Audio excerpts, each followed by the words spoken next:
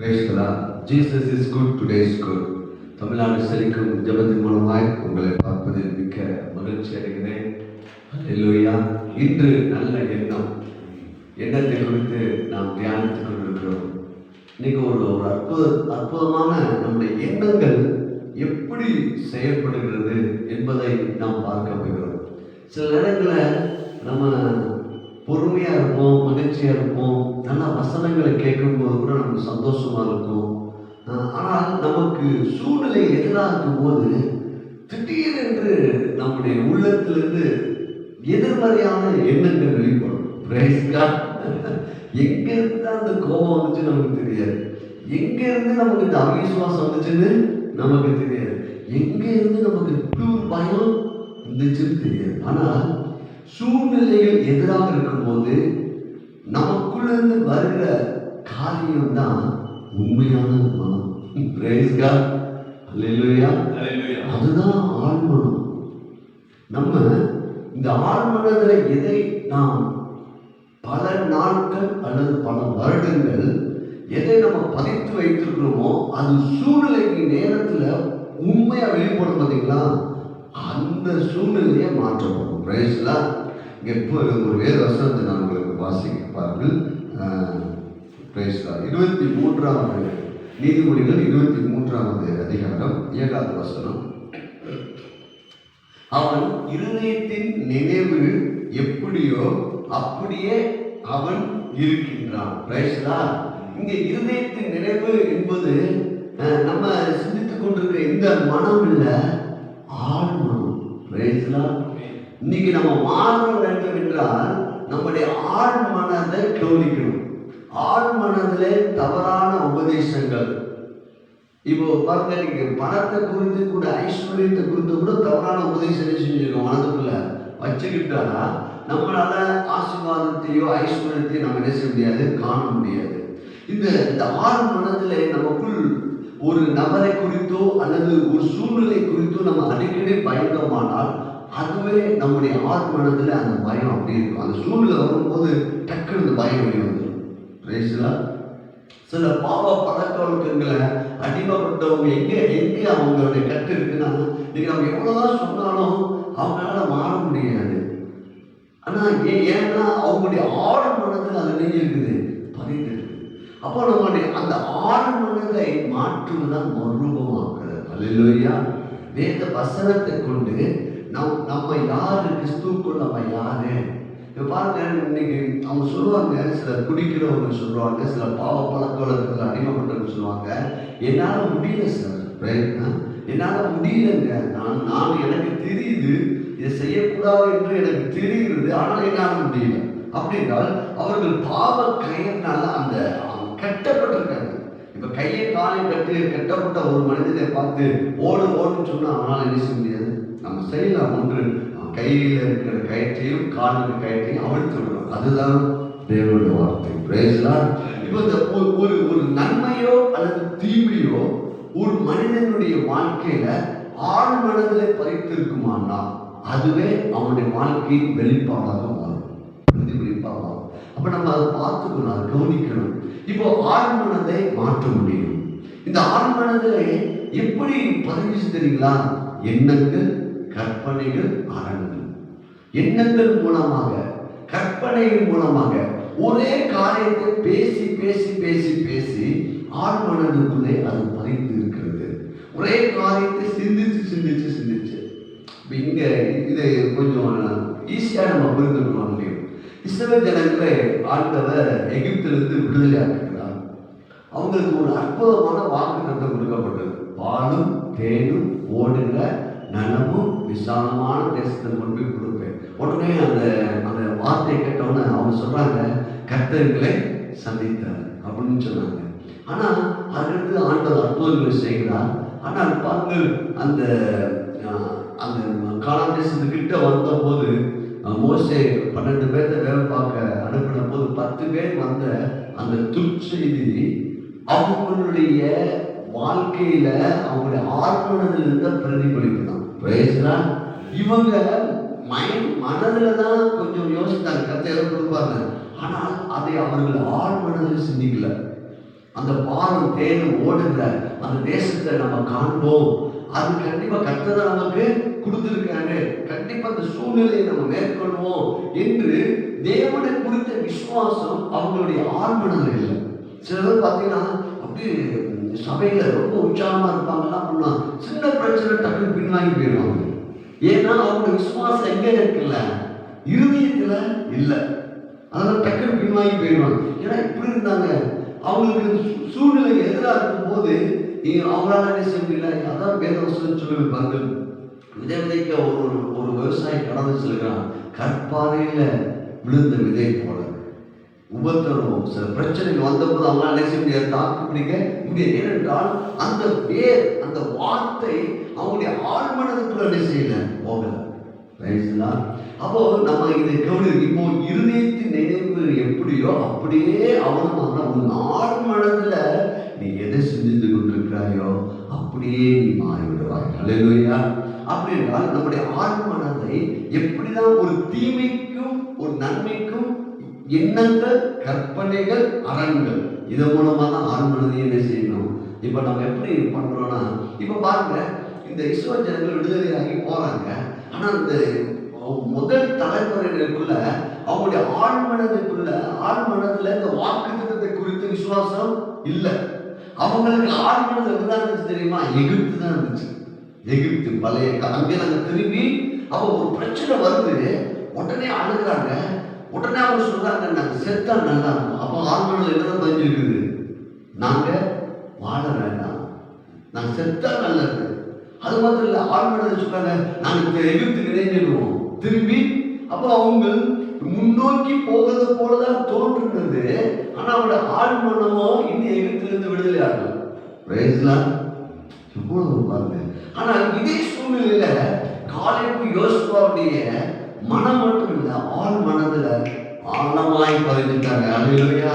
கர்த்தர் எங்களுக்கு அந்த தேசத்தை கொடுப்பார். ஆமென். பாருங்க, இந்த ரெண்டு வித்தியாசத்தை நம்ம புரிந்து கொள்ள பாருங்க. என்ன புஸ்தகம் 13வது அதிகாரம் 14வது அதிகாரத்துல தான் இந்த சம்பவம் எழுதப்பட்டிருக்கிறது. பாருங்கள், நீங்கள் உங்களுடைய ஆழ் மனதிலே எதை நீங்கள் விதைத்திருக்கின்றீர்கள்? நீங்கள் நன்மையை விதைத்திருக்கின்றீர்களா, தீமையை விதைத்திருக்கின்றீர்களா? உங்களுடைய சூழ்நிலையின் நடுவிலே நீங்கள் எதை பிரதிபலிக்கின்றீர்கள் என்பதை நாம் அறிய வேண்டும். இப்போ பாருங்க, அங்க சொல்றாங்க, அவங்க ஆழ் மனதுல இவங்க மனதுல தான் வெளிப்பிரகாரமான மனம், அந்த ஐம்புலன்களை வருகிற விஷயத்தை தான் நம்புறாங்க. இவங்கெல்லாம் இப்படி இருக்கிறாங்க, அவங்கெல்லாம் இப்படி இருக்கிறாங்க. இவங்களுடைய இருதயத்துல அந்த ஆழ் மனதுல தேவனை குறித்த சரியான விசுவாசம் அவங்களுக்கு இல்லை. இப்ப பார்த்தீங்கன்னா அவங்க சொல்றாங்க 13வது அதிகாரம், என்ன புஸ்தகம் 13ஆம் அதிகாரம், அந்த 10 பேருடைய ஸ்டேட்மெண்ட் பாருங்கள். நாங்கள் போய் சுற்றி பார்த்து வந்த அந்த தேசம் தன் குடிகளை பச்சிக்கிற தேசம். இவங்க மனசுல எதுதான் பதிஞ்சிருக்குது, இதுதான் பதிஞ்சிருக்குது. அதுல கண்ட ஜனங்கள் எல்லோரும் மிகவும் பெரிய ஆட்கள். சூழ்நிலை இருக்குது. நான் கிறிஸ்துவுக்குள்ள அவர் நம்மை ஐஸ்வர்யவனாக மாற்றிருக்கிறார் அப்படின்னா சந்தோஷமா இருக்குது பாஸ்டர் அப்படின்னு சொல்லுவோம். கடன் பிரச்சனை பணம் தேவை வரும்போது என்ன ஆகிடும் தெரியுங்களா? இதுதான் பெருசாயிடும் உள்ள வசனம். ஏனென்றால் நான் ஒரு நீதிமான், நான் ஒரு ஐஸ்வர்யவான், நான் ஒரு பரிசுத்தவான், நான் விடுதலையாக்கப்பட்டிருக்கிறேன், நான் அன்பின் ராஜ்யத்துக்குள்ள இருக்கிறேன், நான் உன்னத இயேசுவோடு இருக்கிறேன், உலகத்தில் இருக்கிற எனக்குள்ள இருக்கிறவர் பெரியவர், கிறிஸ்து எனக்குள்ள இருக்கிறார். இத நம்ம மனதளவுல பதிஞ்சு வச்சுக்கோமே தவிர ஆழ் மனதில் பதிக்கிறது. பிரைஸ்லா. இப்ப ஆழ் மனதில் பதிஞ்சா இந்த காலேபு யோசுவா போல் பேச ஆரம்பிப்போம். பிரைஸ்லா. சூழ்நிலைகள் எதிராக எடுக்கும் போது கூட, சரீரத்தில் சில விளைவினங்கள் இருக்கும் போது கூட, சரீரத்தில் வியாதிகள் இருக்கும் போது கூட, நமக்கு சில கடன்கள் இருக்கும் போது கூட, நம்முடைய எண்ணங்கள் சரியில்லாமல் இருக்கும் போது கூட நாம சொல்லுவோம், இல்லை எங்களுக்கு கிறிஸ்துவின் சிந்தை உண்டாயிருக்கிறது. அல்லேலூயா. நான் கழுவப்பட்டிருக்கிறேன், நான் பரிசுத்தமாக்கப்பட்டிருக்கிறேன், நீதிமான் தான், நான் ஐஸ்வர்யவான் தான், நான் அநேக ஜாதிகளுக்கு கடன் கொடுப்பேன். இப்படிப்பட்ட சூழ்நிலை நடுவில் இவங்க சொல்லி பார்த்தாங்க, அங்கே ராட்சத பிறவியான ஏனோக்கின் குமாரனால் ராட்சதரை கண்டோம். எதை பார்த்துருங்க இவங்க குழுக்குது. நம்ம வெளிப்புறம் அந்த வெளிமனம் ஐம்புலன்கள் மூலமா செயல்பட ஆரம்பிக்கிறாங்க. இதை கட்டணும், ஐயோ இந்த எனக்கு இவ்வளவு பிரச்சனை, அடுத்த வாரத்தில் எனக்கு இவ்வளவு பணம் கட்டுக்கணும், நான் என்ன செய்ய போறேன் அப்படின்னு சொல்றோம் பார்த்தீங்களா? அங்கெல்லாம் நம்ம உண்மையான விசுவாசத்தை என்ன செய்யறோம்? வெளிப்படுத்தணும். அநேகர் நம்ம கிறிஸ்தவ வாழ்க்கையில அநேகருக்கு இந்த தடுமாற்றம் இருக்கும். ஆனால் சோர்ந்து போகாதீங்க. இல்லையா? ஏன்னா நல்லா ஜோம் பண்றீங்க, நல்லா ஆராதனைக்கு போறீங்க, நல்லா வசங்க, அப்படியே இப்படி கோவப்படுறீங்க அப்படின்னு வந்து பார்த்து சொல்லலாம். ஆனா நீங்க அதுக்காக சோர்ந்து போகாதீங்க. உங்களுடைய ஆண் மனதில் நீங்கள் அதை வளர்த்துக்கொள்ள முடியும். நம்ம அநேக சுபாவங்களை நம்மளோட ஆண் மனதில் வச்சுக்கணும். இப்ப பாருங்க, ஒரு கார் ஓட்டும் போது ஃபர்ஸ்ட் வந்து கார் ஓட்டும் போது என்ன தோணும் தெரியுமா? நானே சொல்லியிருக்கிறேன், யாரும் பேசாதீங்க, அமைதியா இருங்க, நான் கார் ஓட்டிட்டு இருக்கிறேன். எனக்கு பக்கத்தில் யாரும் கார், ஏன்னா நம்முடைய எண்ணங்கள் எதிர்த்திருக்கிறதான் கவனமாக இருக்க வேண்டும் அப்படின்னு சொல்லி தோணும். ஆனால் ஆறு மனதிலே அந்த அந்த அனுபவம் நமக்கு வரும்போது செல்போன் பேசிட்டு கூட கார் ஓட்டுறாங்க, கூட இருக்கிறவங்க கூட சிரிச்சு பேசிட்டு கார் ஓட்டுறாங்க. இப்போ எது கார் ஓட்டுது என்றால் மனம் என்ன? ஆண் மனம். அவங்க நேற்றைக்கு கூட ஒரு டிராஃபிக்ல பார்க்குறேன், ஒரு பெரிய ஒரு வேன் டிரைவர் அவனால செல்போனை வச்சுக்கிட்டு அசால்ட்டா திரும்புறான். ஏன்னா இப்போது எது செயல்படுகிறது என்றால் அவனுடைய அந்த ட்ரைனிங் வந்து அவன் ஆழ்மனதுக்குள்ள போயிடுச்சு. எண்ணங்கள் வெளிப்புறமா பார்த்தா கூட அது போல நம்முடைய நன்மைகளை, ஆசீர்வாதத்தை, சுகத்தை, வெற்றியை எப்பவும் பகலும் தியானிச்சு அதை நம்முடைய மனதில் பதித்துக் கொள்ள வேண்டும். சூழ்நிலைகள்ல எதிரா இருந்தாலும் நம்ம சொல்லணும் கிறிஸ்துக்குள்ளாய் சொல்லணும். அல்லேலூயா. பணமே இல்லாட்டாலும் சொல்லணும் கிறிஸ்துக்குள்ள. இங்கதான் வெளிப்படுத்தணும். இங்கதான் காலேப் யோசுவா தன்னுடைய ஆழ்மனதை வெளிப்படுத்தினாங்க. இவங்க தன்னுடைய ஐம்புலன்களை வெளிப்படுத்தினாங்க, வெளிமனதை வெளிப்படுத்தினாங்க. 10 பேர் சொன்னாங்க காரிப்பாங்க, நாங்க அவங்க பார்வைக்கு நாங்கள் வீட்டுக்குள்ளே போல இருந்தோம். இப்போ இப்படி கேட்ட உடனே இவங்க இதை கேட்ட அந்த முதல் தலைமுறைகள் 10 லட்சத்துக்கு மேல உள்ள ஜனங்கள் இவர்கள் ஆழ் மனதில் செயல்படாமல் மனதில் அவங்க செயல்பட்டபடினாலே, இருதயத்தில் அவங்களுக்கு விசுவாசம் இல்லாதபடினாலே அந்த சொல்ற அப்பொழுது சபையார் 14வது அதிகாரம், அப்பொழுது சபையார் எல்லோரும் கூக்குரலிட்டு புலம்பினார்கள். நீங்க நம்ம நெருக்கம், பாடு, பிரச்சனை வந்த உடனே நம்ம அல்லது கண்ணீர் வடிக்கிறாங்க பார்த்தீங்களா? அது தவறு. நம்ம விசுவாசம் தான் அனுப்பிச்சாரு. எவரை பார்த்து சொன்னாரு, இவர் மகள் மறைத்து போய்விட்டான்னு சொல்லும்போது சொல்றாரு, பயப்படாத விசுவாசம் சூழ்நிலை பார்த்து நிற்கிறாரா? பயப்படாத விசுவாசம் இரு. ஆன்மனதை பேசுறார், இருதயத்தை பார்த்து பேசுறார், தைரியமா இரு. இப்ப இவர்கள் புலம்பினார்கள். ஜனங்கள் அன்று நாள் முழுவதும் அழுது கொண்டு, அப்ப இவங்களுக்குள்ள என்ன இல்லைன்னா இருதயத்துல விசுவாசம் இல்லை. மோசே சொன்னா சூப்பரா இருக்குது, பாலத்தனோட தேசத்துக்கு ரேஞ்செல்லாம் போயெல்லாம் வந்தாங்க.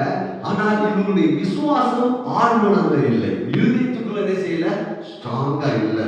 அடுத்த இஸ்ரவேல் புத்திரர்கள் எல்லோரும் மோசேக்கும் ஆரோனுக்கும் விரோதமாக முறுமுறுத்தார்கள்.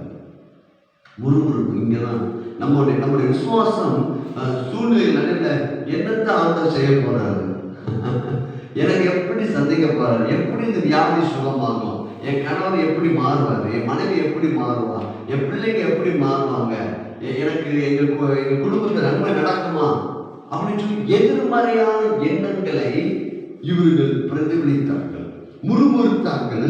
சபையார் எல்லோரும் அவர்களை நோக்கி, எகிப்து தேசத்தில் செத்து போனோமானால் நலமா இருக்கும், இந்த வனாந்தரத்தில் நாங்கள் செத்தாலும் இதுதாங்க இவங்களுடைய ஆழ்மனம். பல ஆண்டுகள் இஸ்ரவேல் ஜனங்கள் எகிப்தில் அடிமைத்தனமா இருந்தாங்க. அப்போது அவங்க என்ன சிந்திச்சிருக்காங்க தெரியுங்களா? இந்த பாடு, இந்த கஷ்டத்தினால் வாழ்வதை காட்டிலும் செத்தா நல்லா இருக்கும். இதையே சிந்திச்சனாலதான் இவர்கள் இப்பாடும் தேனும் ஓடுகிற கானா தேசத்தை நோக்கி பயணம் செய்தாலும் கூட இவங்களுடைய ஆழ்மனதில் எது பதிஞ்சிச்சோ அதான் நினைச்சு வெளியே செத்தா நல்லா. இது ஒரு தடவை சொல்லல, ஏற்கனவே அதை சிந்திச்சு அதை கற்பனை பண்ணி அதுவே அவங்களுக்கு அரணாக மாறிச்சு. பாருங்க, நீங்க அநேகர் இருக்காங்க, அநேகருடைய வாழ்க்கையை நான் பார்த்துருக்கிறேன். பிரச்சனை நடுவில் தாங்க முடியாத சூழ்நிலை நடுவில் அவங்க சொல்லுவாங்க, ஐயோ செத்தா நல்லா இருக்கும். ஏன்னா அவங்களுடைய எண்ணங்கள் அதுதான் எனக்கு இந்த பிரச்சனை என்னால ஓவர் கம் பண்ண முடியல. இதுதான் உங்களுடைய ஆழ்மனம். ஏன்னா எகிப்தினுடைய கொடுமையை அனுபவிச்சு உங்களுக்கு எண்ணங்கள், கற்பனைகள் இதெல்லாம் என்னவா இருந்துச்சுன்னா அவங்களுடைய ஜீவனை கஷ்டப்பாக்கணும் என்று வேதவசனம் சொல்லுங்க. அப்ப ஜீவனை வாழ வேண்டாமப்பா. இப்போது நன்மையை நோக்கி ஆண்டவர் கூட்டிட்டு போறாரு. ஆனா மனம் அனுபவமாகல. இங்கதான் விஷயம் இல்லையா? மனதை நாம் ஒவ்வொரு நாளும் கவனிக்க வேண்டும். உன் எண்ணங்களில் எச்சரிக்கையோடு இருப்பது ஒவ்வொரு நாளும் மிக மிக மிக முக்கியமான காரியம். ஏன்னா நம்முடைய ஆழ்மனம் எப்படி இருக்குன்னா நம்ம கடந்து வந்த பாதைகளின் அடிப்படையில் தான் இருக்கு. நம்ம வேதனை, தோல்விகள், கவலை, பற்றாக்குறை, ஏழாமைகள், நம்முடைய எதிர்பார்ப்புகள் நிறைவேறாத சூழ்நிலைகள், தனிமை, இதனால நம்ம அதை அந்த பகுதியில் நம்ம அடிக்கடி சந்திக்கப்படுறாங்க. அது நம்முடைய மனதில் இணைஞ்சிருச்சு, ஒரு எண்ணங்களாக மாறி, கற்பனையாக மாறி, அரணா மாறிடுச்சு. இதை ஒட்டைக்கணும். இன்று இது கர்த்தர் உண்டு பண்ணின நாள். அல்லேலூயா. எனக்கு நன்மையும் கிருபையும் தான் தொடரும். நான் செய்வதெல்லாம் பாருங்க. Alva Edison, Thomas Alva Edison கொடுத்து அவர் கண்டுபிடிச்ச அந்த கண்டுபிடிப்புக்காக ஒரு புஸ்தகத்தில் வாசித்து கொண்டிருந்தேன். 10,000 முறை தோற்று போனாராம். ஆனாலும் தன்னுடைய முயற்சியை விடவில்லையா? அல்லேலூயா. இன்னைக்கு அப்படிலாம் கண்டுபிடிச்சனால தான் நீங்க இவ்வளோ மின்சார காரியங்கள், எத்தனையோ பொருட்கள் நம்ம அனுபவிச்சுட்டு இருக்கிறோம். அல்லேலூயா. பாருங்க, அவர் 10,000 முறை தோற்று போனாலும் கூட தன்னுடைய முயற்சியை என்ன செய்யலையா? விடல. அதனால அவர் எத்தனையோ கண்டுபிடிப்புகளை கண்டுபிடிக்க அவரால் முடிஞ்சு. அப்போ அந்த அந்த அந்த காரியத்தை அவர் எதுல ஆழமா பதிச்சுட்டாருன்னா ஆழ்மனதுல.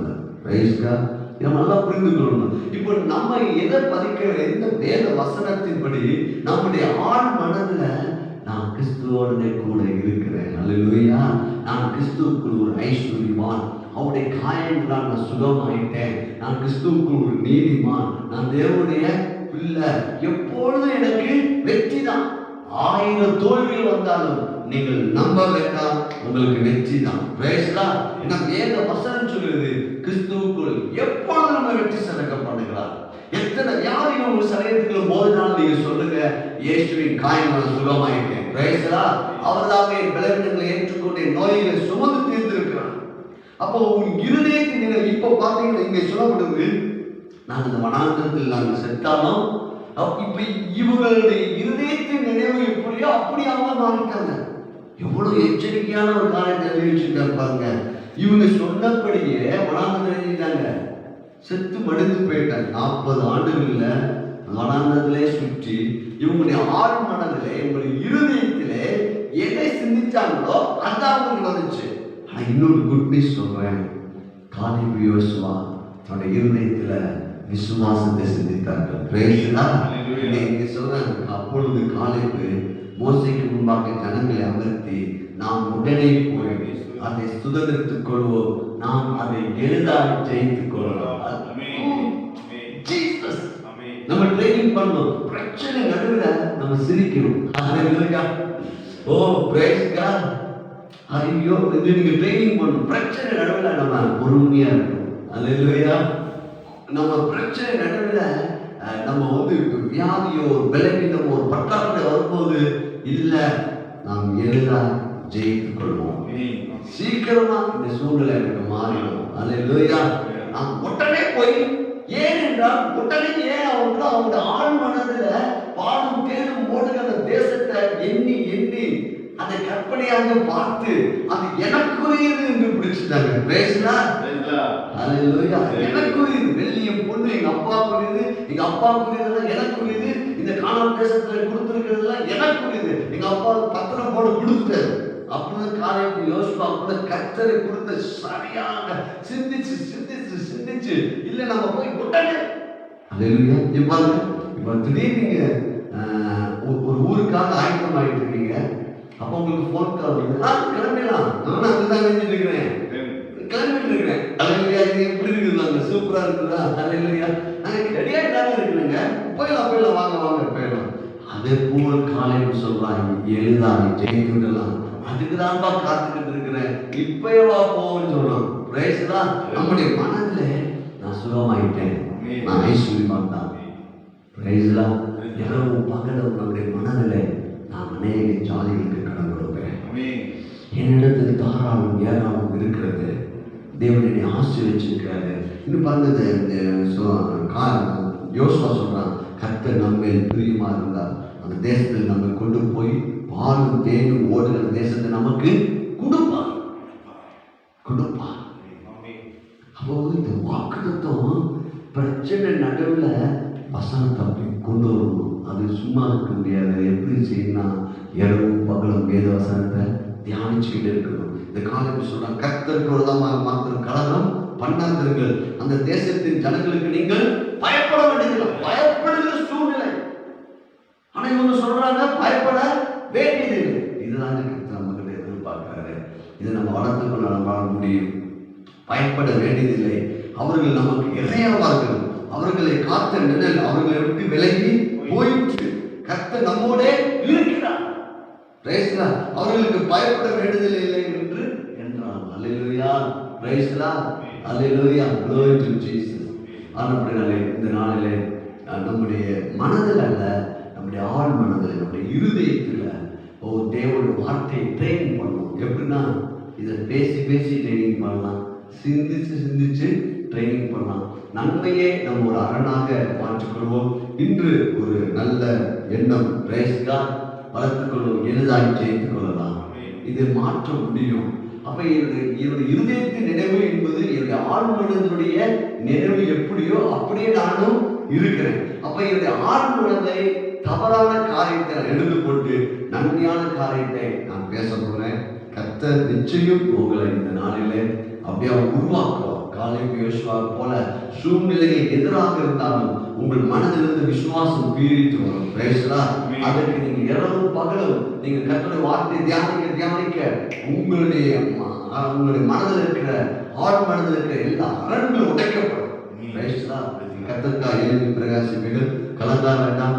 உங்களுடைய மனதை நீங்கள் காத்துக்கொள்ள முடியும். உங்கள் மனதிலிருந்து ஜீவ ஊற்று புறப்படும், ஆசீர்வாதம் ஊற்று புறப்படும். God bless you. நாளைய தினத்தில் உங்களை நாங்கள் சந்திக்கிறோம். கர்த்தருடைய கிருபை உங்களோடு இருப்பதாக. ஆமென்.